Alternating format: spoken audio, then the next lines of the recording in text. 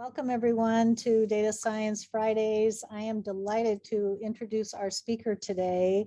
Dr. Sukhwa was one of the 4 data scientists that were hired during our last EPSCoR award, and he and his 3 colleagues, John Burns, Grady Weinberg, and Travis Mandel, are leading the data science effort at Hilo.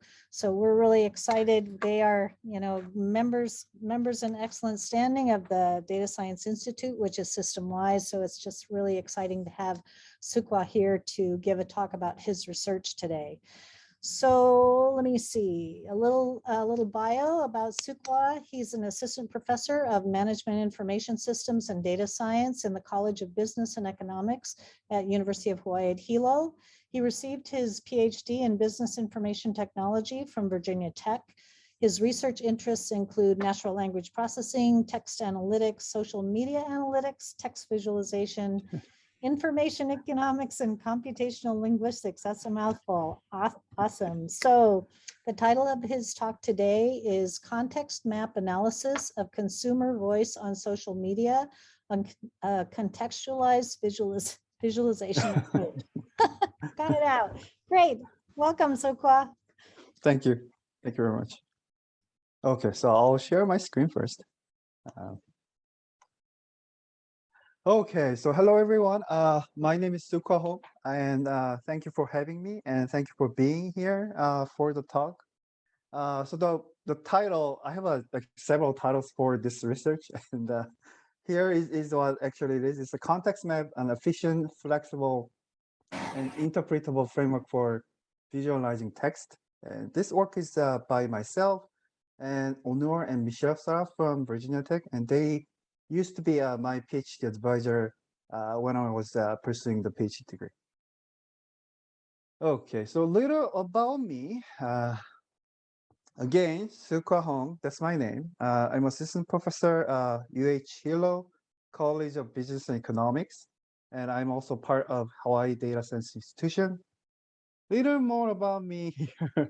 I have a undergrad degree from Korea University in Industrial and Systems Engineering, and master's degree from University of Florida, also in Industrial and Systems Engineering.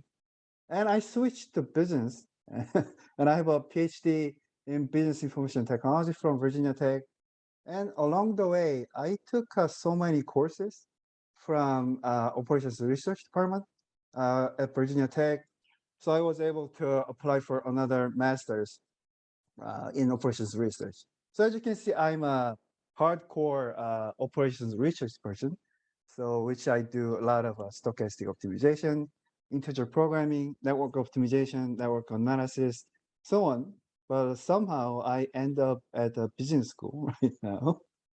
So my research interests are, Gwen told a lot of things, but mainly it's natural language processing and text analytics.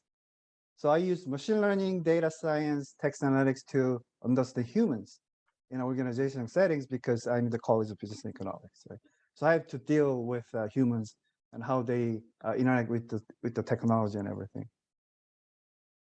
So in this talk, we present something very weird and new, and not that many people know about. It's a network-based framework to identify contextual components. I'll talk about what it is soon. And we use this network-based method to visualize this text. And of course, when we have a method, we have to prove that it works. So we applied our method to collection of customer reviews on hotels and restaurants. This is like a page that I always use at my conference presentation. Right? So this is a DIKW pyramid, and this kind of explains what data science is. So data is just a bunch of collections of words, I mean numbers, right? Which has no meaning at all. And if we somehow process them and make them useful by adding meaning, then it becomes information. And we can use this information to make a better decision, or we can use this information to understand the past, so we can predict the future. And then if we add some specific context to the information, it becomes knowledge. Okay? And with the knowledge, if we apply this to solve real world problems, then it becomes wisdom. So data science starts from the data and it ends at wisdom by solving the real world problems. And text analytics, even though it's part of data science, it's a little different. Okay, if you look at the text, whether it's a newspaper article, a book, movie script, or tweets, Facebook post, anything, it already has a lot of wisdom in it, knowledge in it already, right? So you don't have to do actually, and you don't have to add any meanings, context. You don't have to apply it. It's already there. So the difference, uh, the text mining, the difference between text mining and the data science is data science starts from the bottom of this pyramid, but the text analytics starts from the top of the pyramid. And we are trying to preserve as much wisdom and knowledge as possible in our analysis. That's different. That's the difference there. Okay. So we already have all this wisdom and knowledge. We don't have to add anything. We try to preserve as much as possible. So what are the contexts? And what are the context clues? Right? Dictionary by Merriam-Webster defines context as the words that are used with a certain word or a phrase and that help to explain its meaning. Okay? We don't know what that is, okay? But the latter one, the situation in which something happens, the group of conditions that exist where and when something happens. This is the context that we know of, right? So some kind of condition, it describes the situation, something happens, right? So the first one, the first definition is in fact something called context clues. Those are the elements, right, that help us to determine what the context of those pieces of text is. So the context clue here, it says, context clues are hints found within a sentence, paragraph, passage that a reader can use to understand the meanings of new or unfamiliar words, right? So if we are trying to find out what a context is, it's really vague. We can, it's like a cloud in the sky. But if we are trying to find what the context clues are, we try to mine those context clues from text, then it's kind of doable because it's a sentence, paragraph, or a passage, or sometimes it's a word, right? So that's our goal. We're trying to extract these context clues from text so we can understand the whole context of those documents. That's what we're trying to do. So why this context is important? Right? If you look at this, the two sentences right here, it says, the dealer came to our table and gave us an excellent offer. We walked away with a large amount of cash. Right? If this thing happened at a car dealership, it's totally okay, right? So the dealer offered us a really large cashback. We bought a car and we are walking away with a large amount of cash. So everything is fine. The dealer is happy. We are happy. Everyone is happy.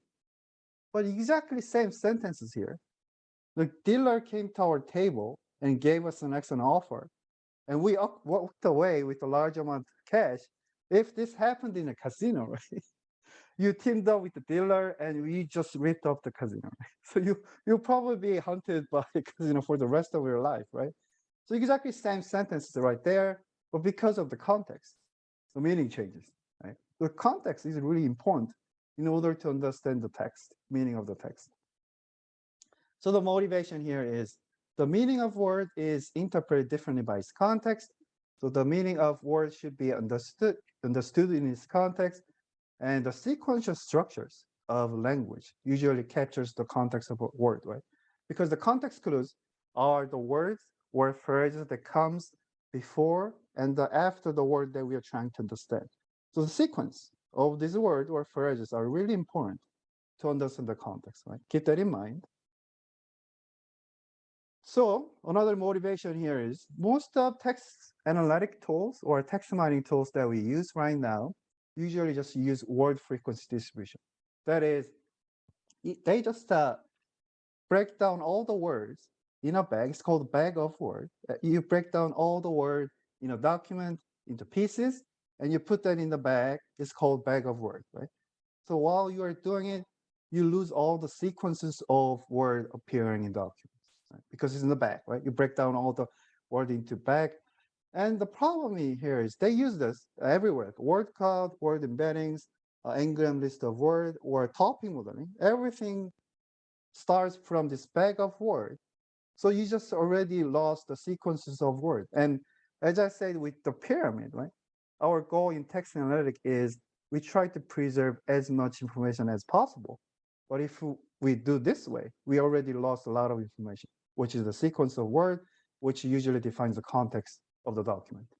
And they use this to classify documents, visualization, and for like predictive modeling, everything without the sequences of words. So here, if you look at this, you know this guy, Yoda from Star Wars. And if you listen to what it says here, like much to learn you still have, confused am I, and even the last one, you kind of get what he's trying to say because all the words are there. But you feel something is weird about it, right? Because the sequence of words are not what we used to use, right? So this sequence of words, right, has some kind of information in it. If you throw that away, we lose a lot of information. Right? That's why we feel Yoda's words are a little strange to us. And everyone knows this, right? Everyone at some time have seen this word called, it looks really fancy, one from reviews on restaurant and one from the reviews on hotels. It looks nice. It shows like the word that appears frequently in a large size and the word that does not appear that frequently in a small. You can kind of see, okay, so it's about food and it's about hotel and the menus. So you can kind of get an idea of what is going on. But the problem is, right, there are not much information there. So you cannot use this for a deeper analysis. Same, there is co-occurrence graph, topping models, or word embeddings, all just throw away the sequence of words appearing in a corpus or a set of documents. So it looks nice. I mean, you can do something about this, like, but not much with it. So here are all this text mining outputs, and it's difficult to interpret. There's something there, but if we are trying to use this for qualitative analysis, especially in a social science, you don't get that much of information there. So we are proposing some kind of alternative. It's called context modeling to provide richer insight so you can interpret the content of the text. So this picture here is a photo of Hilo, Hawaii Island. This is where I live, and it looks amazing, right? It has ocean, it has a grass, and it has buildings. Yeah, I mean you can see the volcanoes.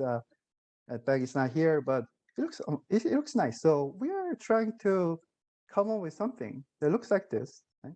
With the text. So is there any way that we can visualize text, something as beautiful as this? So as I said, I have a degree in operations research, and we deal a lot with the network. So we kind of try to utilize this network structure. And if you look at this one here, take it to dealer. This is called quadgram, 4-word phrase, right? And if you look at this, take it to dealer quadgram, it is in fact a connection of 2 trigrams, 3 grams, right? So it's a connection of take it to dealer, right? And you can find all these connections from document, right? As a network. Here, the staff word very friendly here is in fact connection of 3 trigrams. The staff word very friendly, right? This one, 6-word phrase. The front desk staff were very polite. A 7-word, right? It's a connection of 7, 1, 2, 3, 4, 5 trigrams. So same with the last one. It's a 5-word phrase. It's a connection of 3 trigrams. So you can find all this relationship from your documents. And if we collect this together, you will see like this overlaps between the engrams, right? The staff were very friendly. Staff were very is shared. Well, this one, the front desk staff were very helpful. And it is even shared with this one here. Hotel staff were very polite, right? So you can find all this relationship from your documents. And what you can do is here is the trigram, 2 trigrams make up of a quadgram, right? those relationships. What we can do is we can find all these relationships. So if there is a take it to dealer, the quadrigram, which is a connection of take it to and it to the dealer, if you can see this quadrigram in your document, say, oh, okay, I check it. There is a connection between these two trigrams. Right? I mean, it does not work the other way because E to dealer, take it to is not what we are looking for. Right? So you find all these n plus 1 grams, which is a connection of 2 n grams. Find all this, and you can come up with this connection matrix. Right? Why do we want this connection matrix? Because now we can apply some network analysis method, such as depth first search, to find connected components from this network as graph. I'll show you soon. And we argue that each connected component is considered to come from a homogeneous context, and we call this context components. And since the sequence matters, each direct path in a context component is an n-gram sequence, where n is determined by the number of connections in the path and the number of words in a node. Okay, keep that in mind. So these context components create clusters of n-grams of different sizes. So this connected component, we don't know what they are because we haven't seen it yet, but the sizes are different. And we kind of argued that each cluster of those n-grams belong to same context, right? And sequences from this context component can be searched in your data set, which can be used for, say, predictive modeling or visualization as other things that text mining techniques use. So I'll show you. This is what it looks like. So from this connection matrix right there, if we visualize it as a network, this is what it looks like. Okay? So now it doesn't look any useful to us. It's just a big chunk right there. And that's because the nature of language. Right? So the word that we use frequently, such as R, the A, that appears in your document again and again, right? Which means it's going to attract because it comes with other words frequently, which means it's going to attract the other words to it. It's like a snowball. As it gets bigger, it's easy to attract other snow, right? Because it has a surface right there. So it becomes like a really big chunk right there. This is not what we want because it doesn't give us any interpretation. So before we go to our method, what we did was in all text mining techniques, there is something called pre-processing, which is you need to clean up your data set because words or text, there are like typos, there are like emojis, there are emoticons, all this. So we do pre-processing. We clean the text first. The first thing you do is usually we lemmatize the word, which means we find the root form of those words and we change them.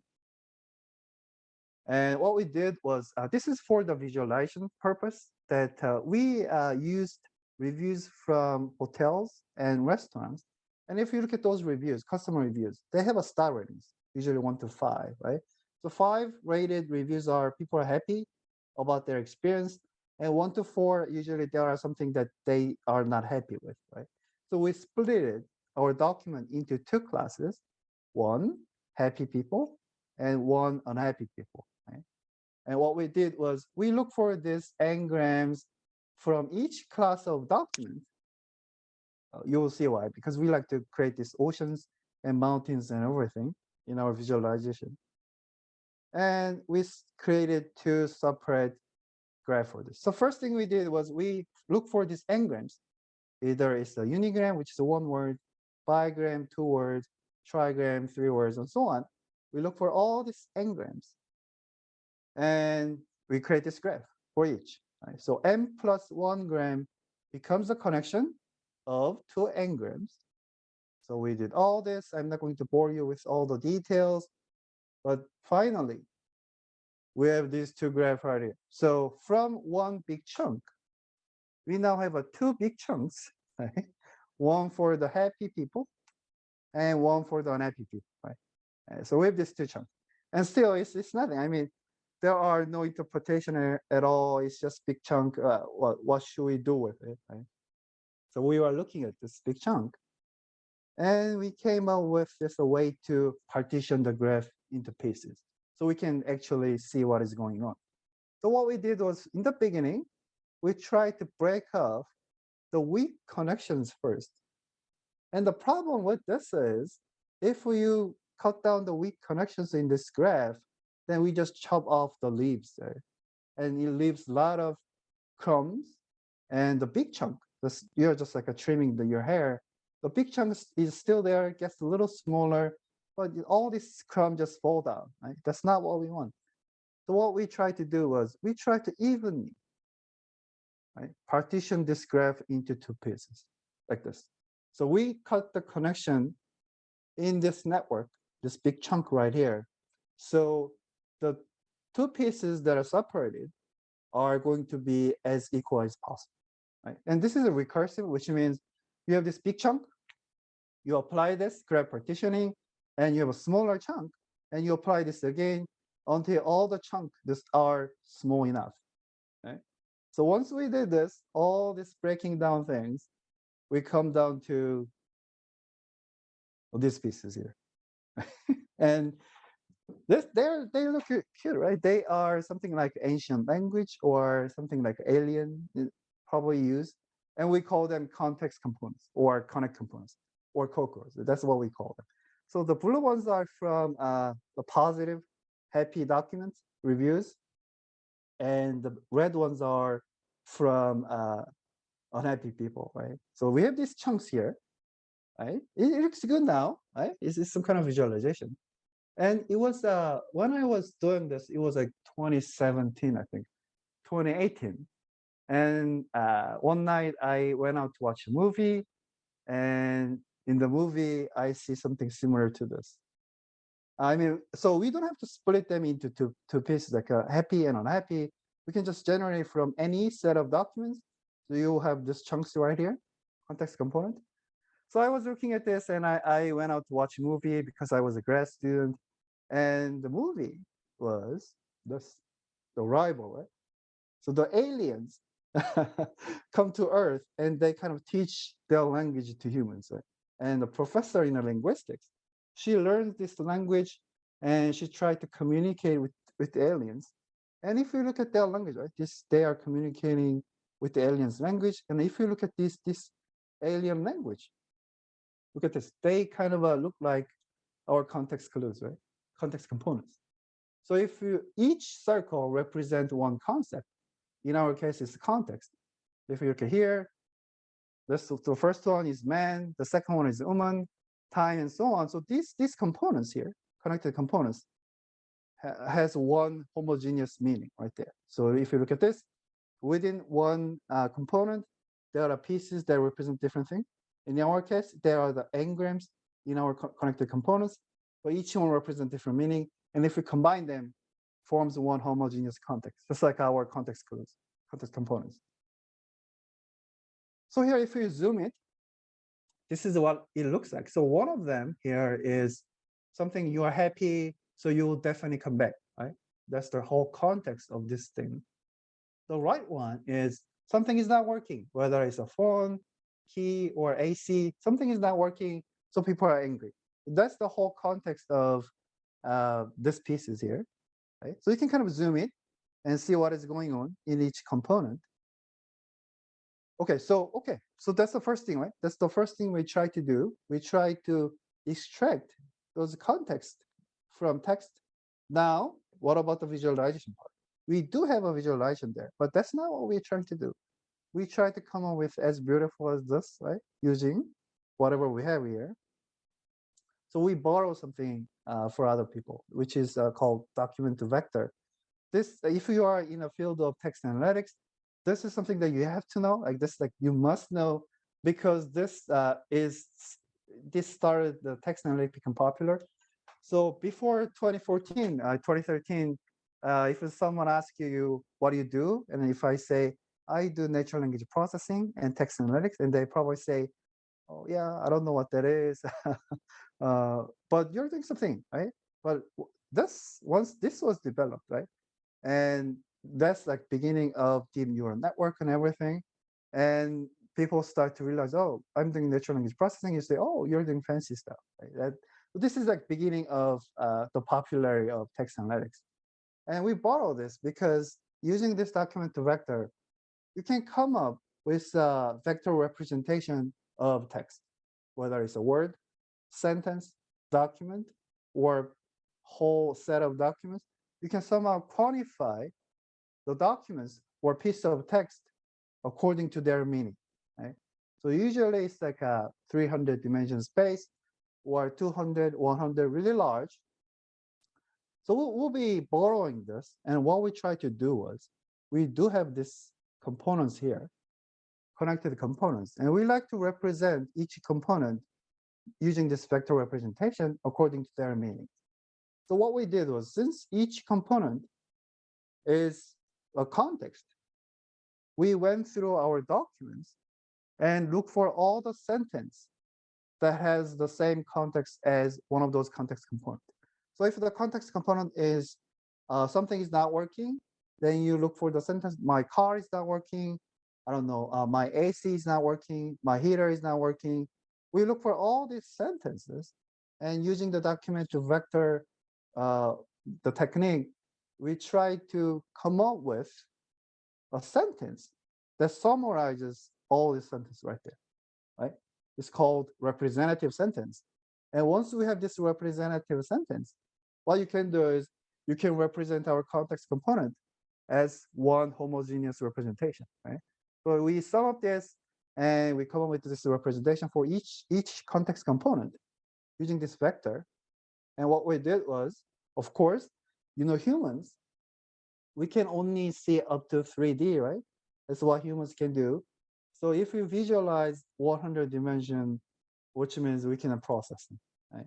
So we use this nonlinear dimensionality reduction thing and try to reduce the space into 2D, right? So all our context components here has a coordinate x and y, and using that coordinate, according to the meaning of those contexts, we plot them on a graph, right?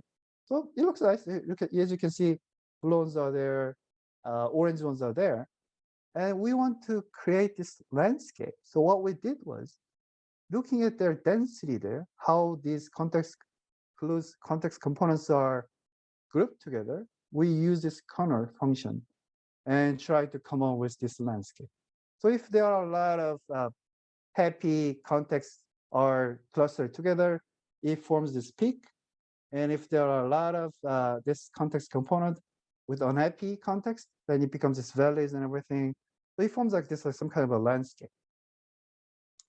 So with this landscape, because there are so many context components there, we came up with the 3D grid partitioning. I'm not going to go over this in detail, but somehow we assigned all these context components into some kind of a group. It's like a clustering. And what we did was, you are a person on a mountain, and you can only see, I don't know, 5 yards away, and you look around you and try to look for the highest peak or the lowest valley, right? And you belong there. You are trying to find where you belong, depends on how far you can see. So this is like a grid partitioning thing. And here, that's the peak. So I belong to the peak, or I belong to the valley. And so we kind of group the context into groups. And of course, how far you can see determines your group. So if you can see far away, you probably belong to like one big peak or so on. And so we play with this. So the whole process looks like this here. The left side is a network-based method that we came up with, creating this context component. The right side are the things that we borrow from, like document to vector, TSNE, all those things, and we combine this together with the 3D grid partitioning. We came up with this context map. Okay, I'll show you soon. And with this method, we tested on 2 data sets here. First one is the Yelp. We collected around 30,000 restaurant reviews around New York City, 36 restaurants, 20 regions, 5 cities. What we did is we tried to create this mountain and the valley. So we split the reviews into 2. 5-star rated reviews. Everyone is happy. There are around 14,000 happy reviews, and 4-star or worse. So some people are unhappy. There are around 13,000 reviews there. So we kind of evenly split the reviews into two. Same with the hotel reviews from TripAdvisor. We collected around 30,000 reviews, and we also did the same thing. We split them into two. So happy reviews, 16,000, and unhappy reviews, like 12,000. Of course, the running performance is important, because if it takes like 2 days, a week to generate this visualization, and it's not useful. So we kind of measured how long it takes. Yelp, the hotel reviews, for pre-processing, cleaning up the data, about 2 minutes. Sentence embedding that we borrowed, about, I don't know, 8 minutes or so. And the map generation thing, that's our method, is just 2 minutes. So overall, from raw data set to map, it takes only 10 minutes to do this.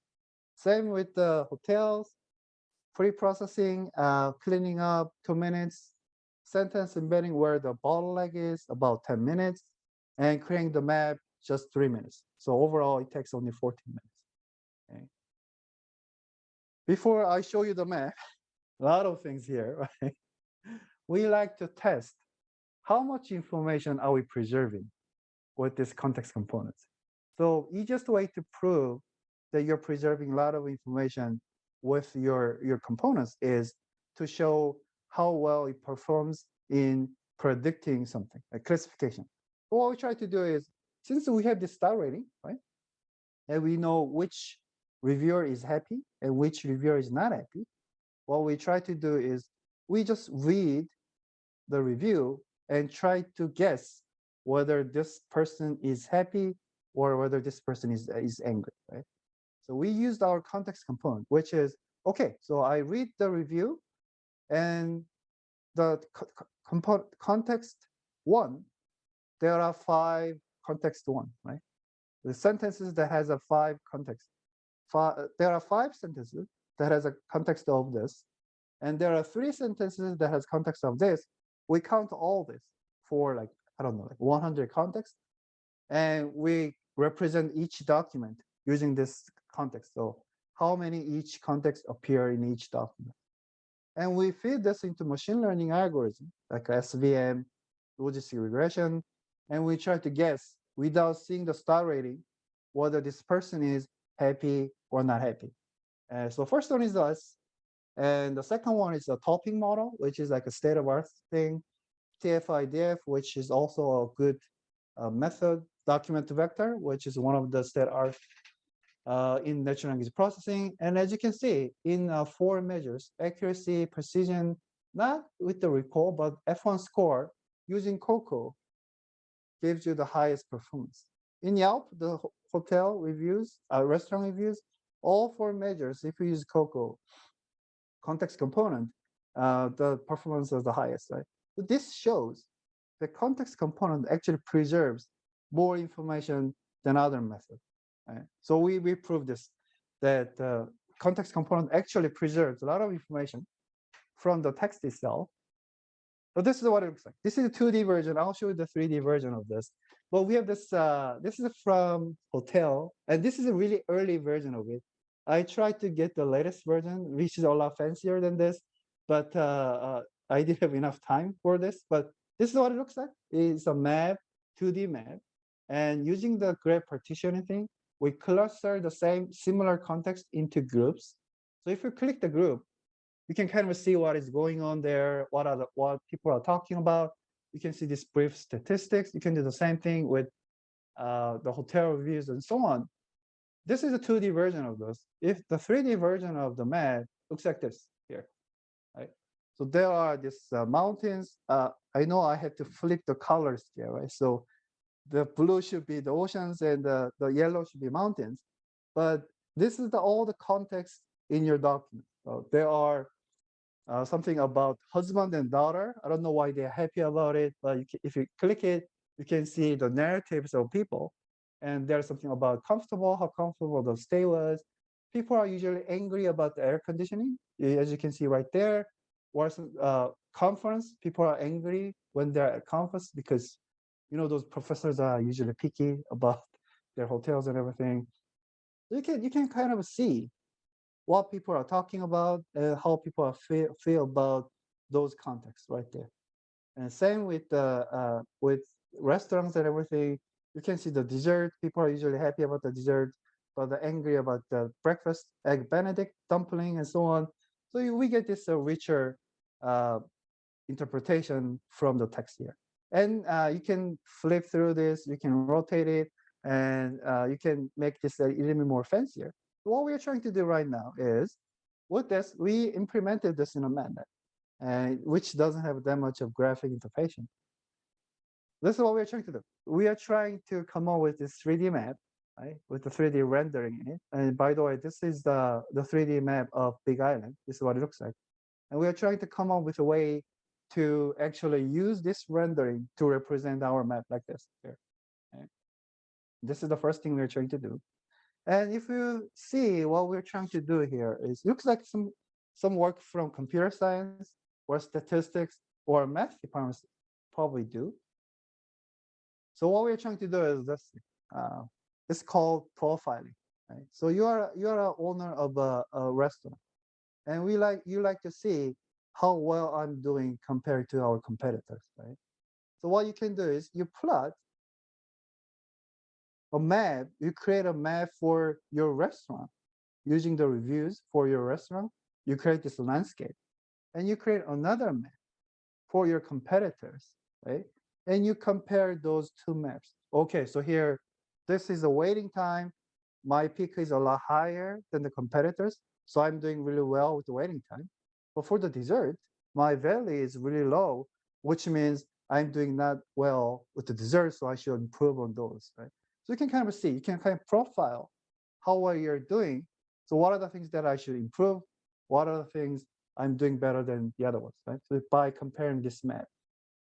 The other thing that you can do is here, you can plot the map over time and see how things change over time. For example, I was doing amazing with my dessert, right? It was really high peak, mountain right there. But as time goes, the mountains start to become smaller, and now it's even lower than the sea level. So you go into that time point and see, oh, I changed my supplier. That could be the reason. Or I stopped serving this chocolate cake that everyone loved. That could be the reason. So you can kind of see what you did right, what you did wrong over the time by looking at how the landscape changed over time. Right? You can do this too. And this is, in fact, a scene from a game that I like. But since you have this map, interactive map of 3D, right, which in fact is something that you cannot see or touch, think about it. What is the context? Right? How can you make the context tangible? But using this map, right, you can actually see the maps like a landscape, and you can go in and walk around the map of ideas, right? Like 3D map, you go in and see how people's idea changes over time, or how people's idea changes as you go from this point to the other point, right? So you can walk around in a landscape made of ideas, something that you cannot make tangible here. And the other thing that you can do, of course, is you can analyze how your thought changed over time in a document. So you are writing an essay, okay? You're writing an essay, and of course your thought process changed over time as you're writing, right? And you have this map, and if you plot your piece onto this map, like this path here, people moving like this, and you can kind of see how your thought changes as you are writing the document right there. Right? So you can do a lot of visualization. And the thing is here, our emphasis on this. So what is conversation analysis? First, you have to know what a conversation is. Conversation is oral exchange of sentiment, observation, opinions, or ideas. And conversation analysis, here is a definition from communication department, is an approach to study of social interaction and language. And conversation analysis is one of the most difficult tasks, natural language processing, because think about this. If we are analyzing a document, there is only one speaker, who's the writer, and the rest of them are audience. So it is fixed. You don't have to worry about the speaker or the audience at all. In a conversation, there are usually more than two speakers and more than two listeners, right? Because there are multiple people speaking and there are multiple people listening. And the more difficult part is they change their role, right? At some time point, I speak, so I'm the speaker, and the rest of them are listener, right? At the other point, the other person could talk, and the other person becomes speaker, and so on. So their role change, and because of this, your narrative, the meaning of your narrative change. So analyzing a conversation is one of the most difficult tasks there is. So what we can do is, of course, if you use this map and plot this conversation together on this map, we can see how these conversations, the narratives interact and how they change their roles as they speak, as they listen. So we can kind of analyze the conversation a little better than just analyzing it without this visualization. Okay. So that's what I have in conclusions. This is a new framework for text visualization, and it's a graph-based method to represent your set of documents. And we come up with something called context components. And we also have this 3D graph partitioning. And it's kind of flexible because you can put any text in it. You can use any text to generate those maps, and you can interpret it because you can interact with it. And it's a 3D, right? And in addition to the things that we're doing, it also works with data that has no labels. So we don't have to group the documents into happy or unhappy the way that I just did. And we are looking at a way to expand this to more than two classes. So now we have a valleys and the mountains and the peaks. But what if there are more than two classes? How can you represent that on a map? And of course, like we care about the data science thing, machine learning thing. So we try to adopt more advanced method in our approach. And this here, we submitted this to a journal to publish it.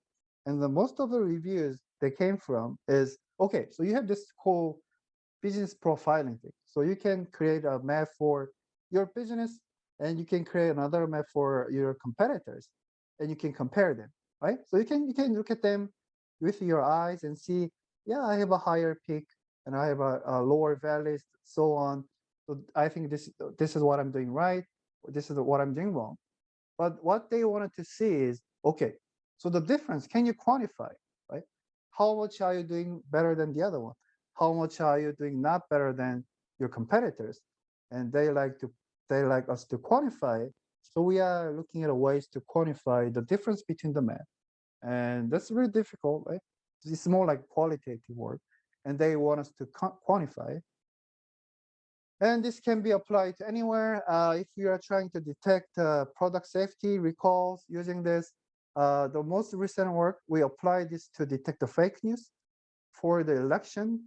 We create this landscape for fake news and the real news and try to compare the landscape of fake news and real news. Social media, you can apply this to Twitter, Facebook, anything. You can apply this financial report, legal documents, and anything. Right? So that's where we are at right now.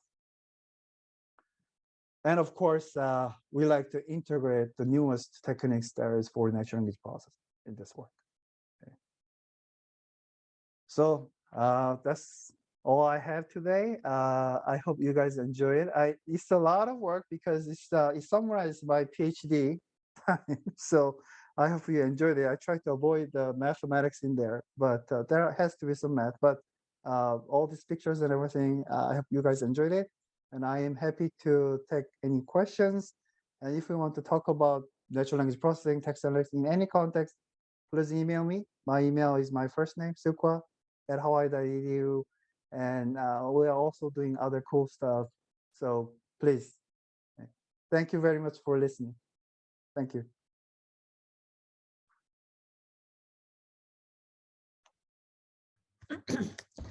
All right, I'm sure we have. So thank you, Sukhwa. That was fascinating. I don't think I've ever seen visualizations like that before. That's a really very cool way of showing that. I think there's some questions. Tila, would you like to ask your question? I'm looking at it in the chat. No, I just commented. No question. Oh, okay. Other questions out there? Yeah, this is hard to have questions because it's they're not used to it, right? And Actually, I have a question sure, about sure. trying to figure out how we might use this method to solve a really kind of vexing problem in data management, which is the issues of semantics around how people annotate their data. Uh-huh. So oftentimes this is seen as a very, very laborious activity where oftentimes researchers don't want to take the time to actually create the metadata for their data that they're collecting just because it's very laborious. And part of it is because words can mean different things. So depending on how a group is trying to decide on, converge on a term to describe something, have you thought about, I'm just wondering about that. It's just kind of a broad application area because it's certainly a challenge for, especially for, you know, I think the flip side is that some communities have evolved very, you know, very elaborate vocabularies and ontologies and all that to annotate their data, but that's not true of all communities. So just wondering if there's a shortcut. And yeah. So what if there are some kind of a semantic patterns on how they are coding the data, right? That if you feed this into the map, and it's going to create this landscape and the partitions there. So you can look at this peak here and the groups of things within the peak. You can see, oh, they have this semantic similarity in this data, so they probably belong to this code right there, code B or something. Or you're looking at this valley here and see there are like a clusters of things around it, and maybe this data that belongs to this cluster could be coded that way or so on, right? So before you do actual coding, it's like a k-means clustering by the semantics, right? You can kind of see what's out there, and oh, this could be some groups that we have never seen before, so we can code it this way and so on, right? So more like a pre-analysis before you do actual thing. What are things out there? So what are the code that I can generate for the coding of the metadata? Okay. Sometimes machine learning shows things that people have never expected. Mm-hmm. Yeah. Okay. Other questions? Anyone else? I have a question. Oh, great. Go ahead, Alfred. Hi. So I know this is a really like weird question, but I know that you give an example in English. But does this also work with other languages like Japanese, Korean, Spanish, Hawaiian, things like that, or is it does? Well, that's really cool. The problem is the space. So you have to somehow break the document into words, right? But like Chinese, it's kind of difficult. So that part, the pre-processing part, is difficult depending on the language. But once you have done the pre-processing, then the rest of the process is the same. Yeah. Professor, I have a question. Sure. It may sound ridiculous, but your process is from text or context to the visualization of that words or context. But is there any way to convert what I mean? Opposite direction from visualization to context, maybe? Oh. Then I feel like it'll be huge impact on communicating with alien or other language we don't know. So here the context is not defined. We think there are these contexts there, but you look at the map, and you decide what the context are, right? We are not like these components are this context, so it has to be this context. It's not that way, right? You have this map, how you interpret it is totally depend on you, right? So there are this bunch of areas, mountains, and everything using the text, but whatever the context you comes up with it is totally up to you how you interpret it. So of Thank course you. you can go the other way too. Yeah. Yeah. Thank you. Yeah, thank you for the question. So I have a question, and it has to do, it's kind of a more general question about natural language processing, but Sure. I guess like some text or language is more natural than other, like text or language. So for example, like we were trying to do this for some research projects at when I used to work in medicine, for like physician's notes and pathologist notes, which were written in a very structured format with a very, very specific vocabulary that had been outlined prior to their preparation. Yep. Versus like, I don't know, a book or an article, which might Yep. be less structured. So does this look, is there different degrees of naturalness for these systems? Are some more natural than others? Or I don't know.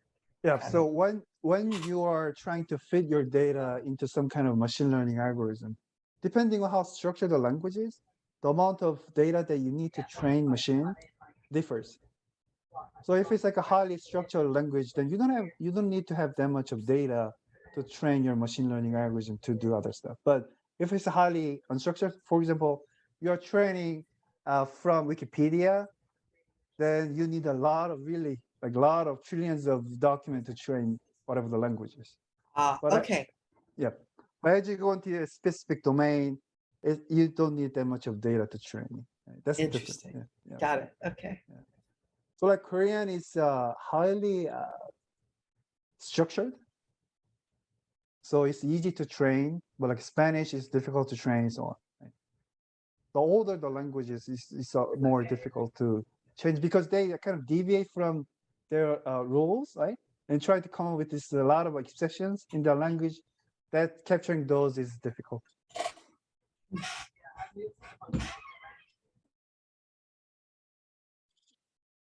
Any more questions? In general, anything about natural language processing?